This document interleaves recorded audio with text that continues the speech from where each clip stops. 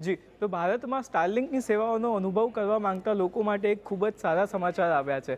6 જૂને ભારત સરકારે જે છે તે કંપનીને લાઇસન્સ આપ્યું હતું સેટેલાઇટ બ્રોડબેન્ડ સેવાઓ પૂરી પાડવા માટે. અને હવે આજે એક નવા સમાચાર સૂત્રો તરફથી આપણને મળી રહ્યા છે કે કંપનીને લાઇસન્સ મળવાની સાથે જ કંપનીએ ભારતમાં પોતાની સેવાઓ આપવા માટેની જે પૂર્વ તૈયારીઓ છે તે હવે પૂર જોશમાં શરૂ કરી દીધી છે. આ ઉપરાંત સૂત્રો આપણને એ પણ જણાવી રહ્યા છે કે સ્ટારલિંકના ડિવાઇસની જે કિંમત છે તે લગભગ 33,000 રૂપિયાની આસપાસ હોઈ શકે છે. સાથે જ અનલિમિટેડ ડેટાનો જે પ્લાન છે તેની કિંમત દર મહિને લગભગ 3,000 રૂપિયાની આસપાસ હશે તેવી પણ એક માહિતી આપણને આજે સૂત્રો આપી રહ્યા છે. આ ઉપરાંત સૂત્રોનું કહેવું છે કે ડિવાઇસ સાથે 1 મહિનાની સેવાઓ ફ્રીમાં કંપની ઓફર કરી શકે છે. અને સાથે જ સ્ટારલિંકની સેવાઓ આગામી 1 થી 2 મહિનામાં શરૂ થઈ જશે ભારતમાં તેવી પણ એક સમાચાર છે તે આપણને સૂત્રો તરફથી બનતા આજે દેખાઈ રહ્યા છે.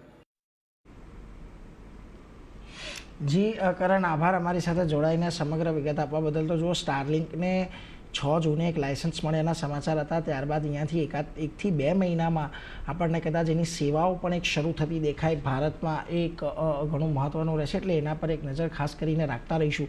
પરંતુ જ્યારે આપણે ગૌરંગજી સ્ટારલિંકની વાત કરતા હતા ત્યારે આપણને થોડા સમય પહેલાં એ પણ આપણને સમાચાર આવતા જોવા મળ્યા હતા કે ભારતીય એરટેલ, જીઓ આ બંને જોડે સ્ટારલિંકે એક માર્કેટિંગ માટેના અને એના માટેના કરાર કર્યા છે.